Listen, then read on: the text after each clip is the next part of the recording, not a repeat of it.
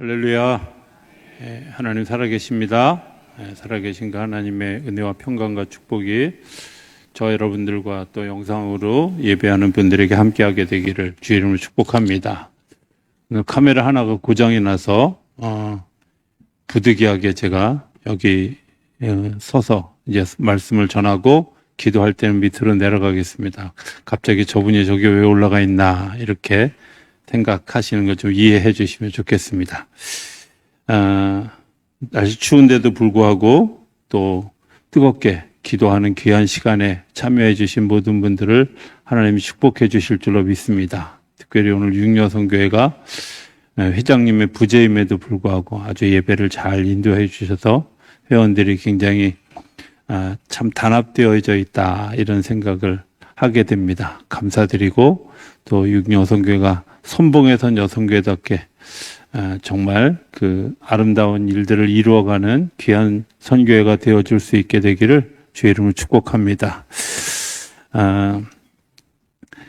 그 공군의 비행단의 단장님이 어느 날 비행단 중대장에게 전문을 보냈습니다. 뭐라고 얘기하냐면 귀한 어제 밤 장교 클럽에서 과음했다는 소식을 들었습니다. 다시는 그런 일이 없도록 하십시오 하는 전문을 받게 되었습니다. 그 전문을 받은 중대장이 되게 마음이 불편한 거예요. 왜 그랬냐면 자기는 술을 마신 적이 없기 때문에 그런 거죠.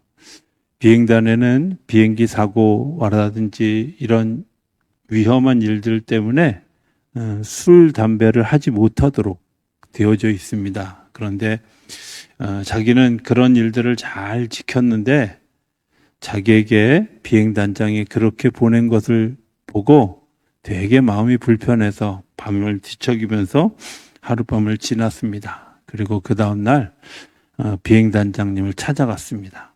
그리고 이렇게 해명을 합니다. 저는 그 자리에 없었습니다 하고 이야기했지요. 비행단장님이 뭐라고 얘기하냐면 나도 알아. 그러나 부하가 했다면 그것은 자네가 한 것이네 하고 이야기를 했다는 겁니다. 지도자라는 것이 무엇일까 하는 생각을 해보게 됩니다. 그것은 책임을 지는 사람입니다. 내 일도 내가 책임을 지고 남이 한 것도 내가 책임을 지는 거죠. 그게 인격이고 그게 지도자라고 하는 것을 우리가 알게 됩니다. 잠언 14장 34절에 보면 공의는 나라를 영화롭게 하고 죄는 백성을 욕되게 한다 이렇게 이야기합니다. 우리가 생각할 때 나라가 나라 되어지는 데는 이 공의가 되게 중요한데 그 공의가 분명해야 나라가 영화롭게 되어지고 또 죄를 짓는 것들을 통해서 백성을 욕되게 하게 한다 하는 것입니다. 공자가 지은 그 논어에 보면 어느 날 자공이 공자에게 와서 이런 질문을 합니다. 나라가 잘 되려면 어떤 것이 가장 중요합니까? 라고 질문을 합니다. 그러니까 공자가 뭐라고 얘기하냐면 식량이 충분해야지, 백성이 잘 먹어야지 하는 경제 문제를 이야기합니다. 자공이 다시 묻습니다. 그러면 그 다음에 중요한 건 뭡니까? 또 중요한 건 뭡니까? 라고 질문하니까 그거야 국방력이지. 나라를 잘 지키기 위한 그런 군인들이 잘 준비되어 있어야 했다 하는 얘기입니다. 다시 자공이 묻습니다. 또 중요한 게 있습니까? 그것은 백성 한 사람 한 사람이 가지는 도덕성이라고 이야기합니다. 자공이 이번엔 거꾸로 다시 공자에게 질문합니다. 그러면 그 셋 중에 이런 거는 빼도 괜찮을, 다 불효불급하게 사용하지 못한다면 하나 정도는 빼도 좋은 것은 뭡니까? 그랬더니 공자가 얘기하기를 국방력이라고 그 다음에 또 뭘 뺄 수 있습니까? 하고 질문했을 때 식량을 빼도 좋다고. 그러면서 하는 얘기가 이겁니다. 도덕성이, 그 백성의 도덕성이 나라를 지탱하는 거다. 어떻게 생각해 보면 너무 추상적이고 너무 이론적이다 이렇게 생각하지만 사실은 우리가 성경에 의해서도 보면 그런 일들이 있었다는 것을 보게 되죠. 우리가 잘 아는 것처럼 소돔과 고모라는 롯이 아브라함과 이렇게 땅을 나눌 때 보기에 좋았다, 에덴 동산 같았다라고 이야기할 만큼 굉장히 식량이 풍부하고 잘 사는 곳이었습니다. 그리고 풍부한 곳이었습니다. 그런데 그 소돔과 고모라가 흔적도 없이 사라지게 됩니다. 이스라엘을 여행할 때 제가 2번 정도 아마 갔던 것으로 기억하는데 사해가 있는 지금 죽은 땅이라고 하는 곳이 있는 그쪽 지역이 소돔과 고모라가 있었던 지역입니다. 아무것도 살지 못하는 그야말로 소금기만 가득한 그런 죽어버린 땅이 되어졌습니다.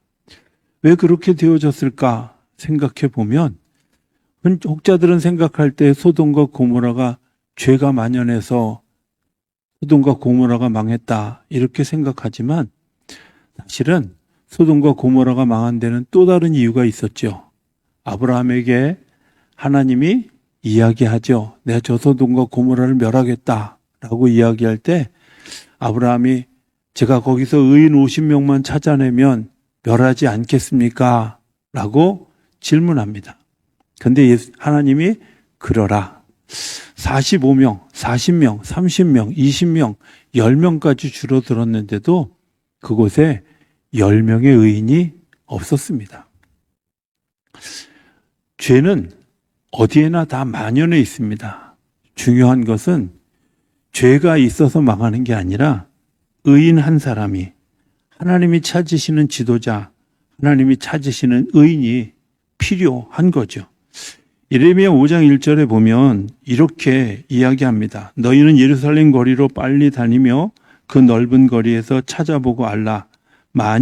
너희가 만일 정의를 행하며 진리를 구하는 자를 한 사람이라도 찾으면 내가 이 성읍을 용서하리라. 이스라엘 유다 나라가 멸망할 때 하나님이 예레미야 선지자를 통해서 그리고 그 사람들을 향해서 하신 이야기가 뭐냐면 이 커다란 나라 의인 한 사람이라도 있다면 내가 멸하지 않겠다라고 이야기합니다. 어쩌면 하나님이 절규죠.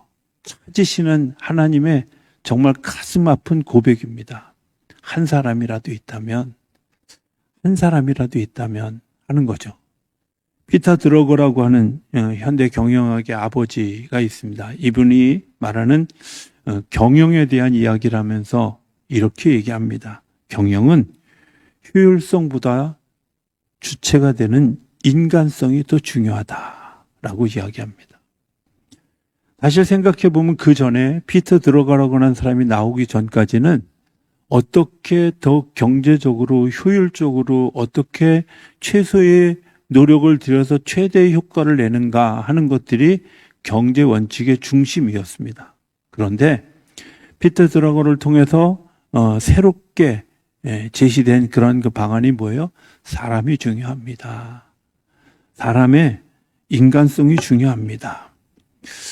어쩌면 기술이나 자본 이런 문제가 아니라 인간관계가 더 중요하고 인간성이 더 중요하다 하는 것이 그의 주장입니다. 나라가 잘 되려면 지도자가 필요한 거죠. 피터 드러거는 이렇게 얘기합니다. 어떤 사람이 좋은 사람일까? 카리스마가 있는 사람보다 근면과 헌신으로 감동을 주는 지도자다라고 이야기하죠. 우리는 흔히 생각할 때 지도자는 나를 따르라 이렇게 생각하는 사람이라고 생각하기 쉬운데 드러거의 마음은 다릅니다. 근면하고 성실하고 그런 삶을 살아가면서 감동을 주는 지도자.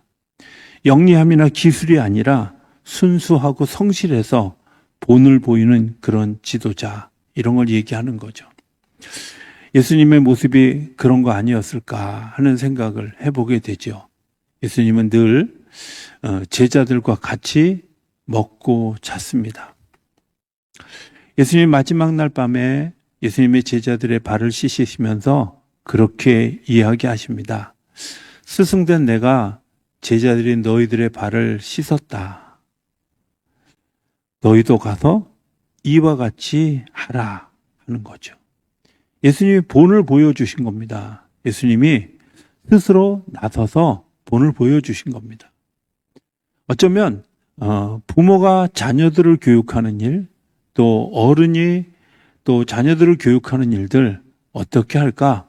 본을 보이는 일이 굉장히 중요하다 하는 사실을 발견하게 됩니다. 그리고 그것 때문에 깨닫게 되어집니다. 이런 생각을 해보았습니다.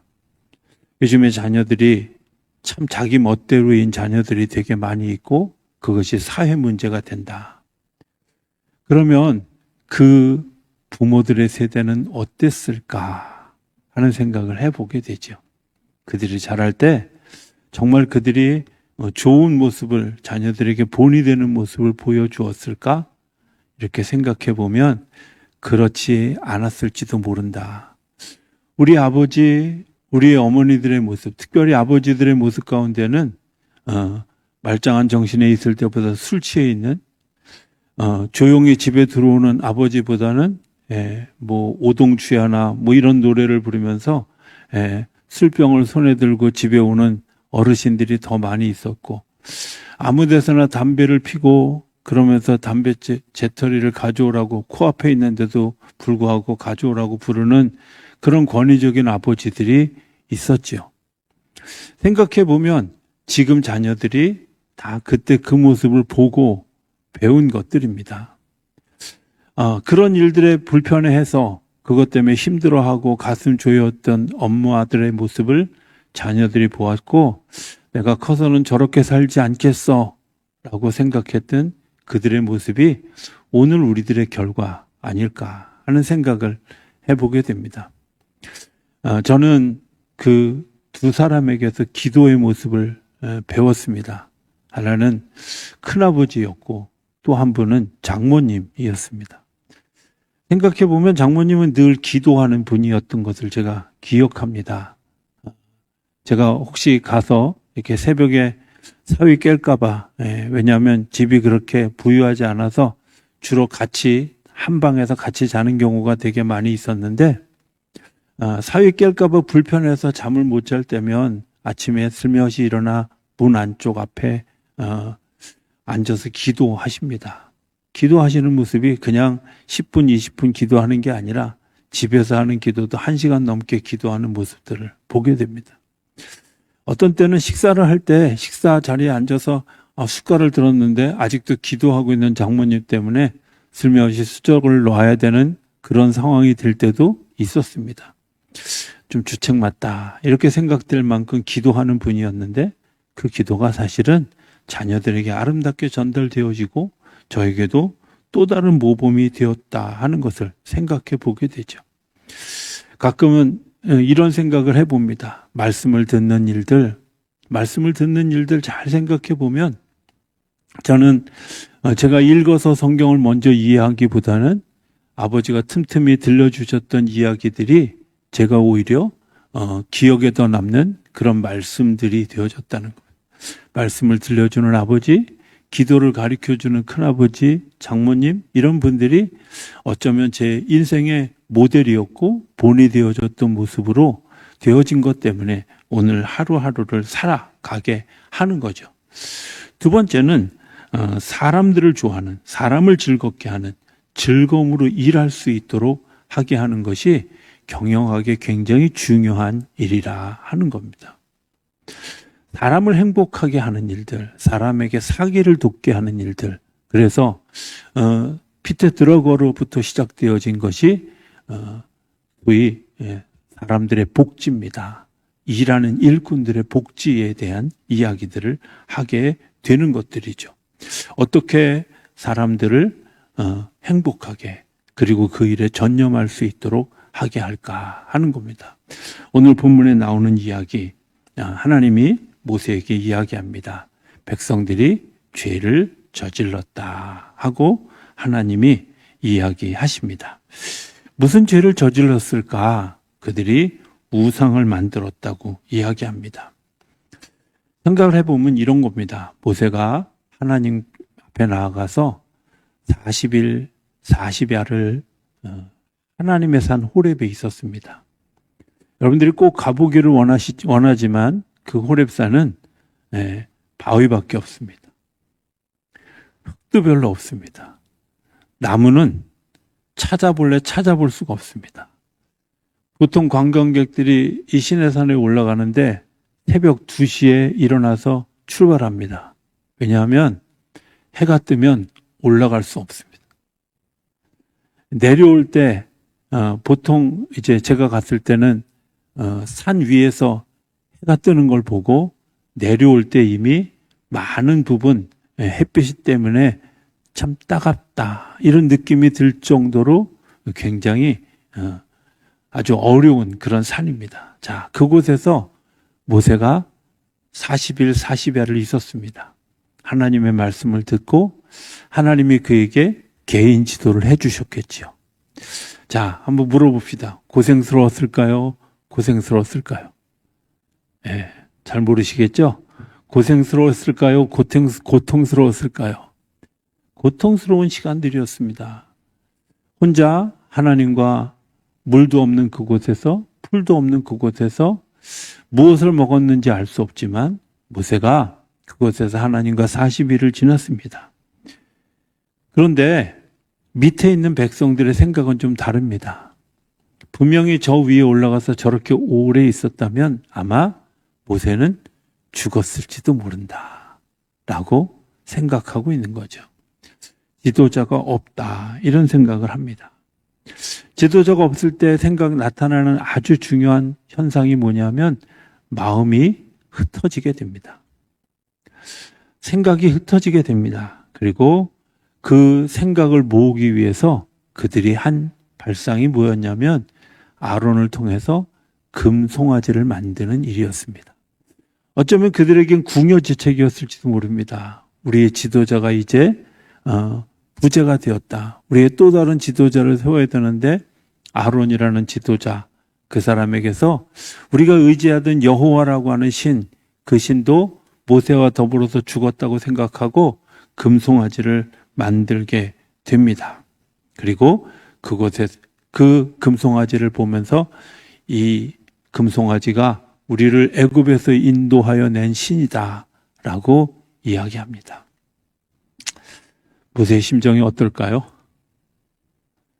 그것을 바라본 산에서 내려온 모세의 심정이 어땠을까요?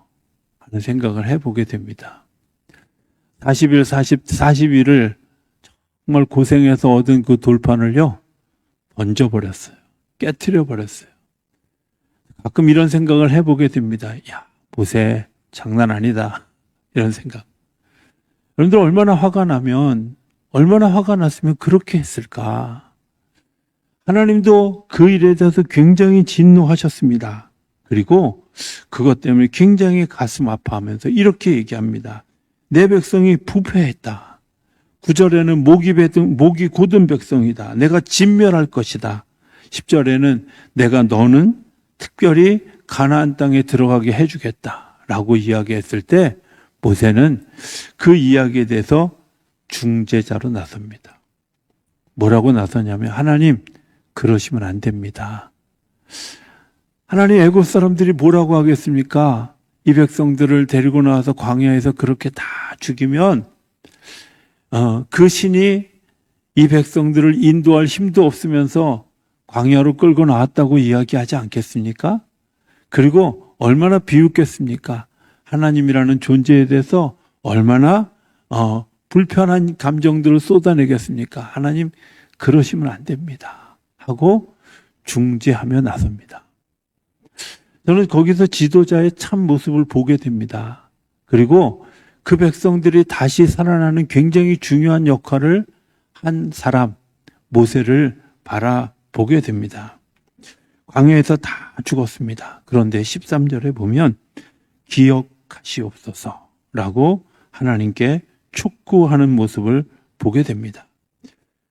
그리고 이야기합니다. 저 뒤에 이 32절인가 가면 만약에 주님이 그렇게 하시면 제 이름을 주님의 그 책에서 빼시더라도 저들을 구원해 주십시오 라고 하나님 앞에 탄원합니다. 우리가 이제 흔히 생각할 때 모세가 이렇게 하는 게 예수님의 모습과 굉장히 닮았다.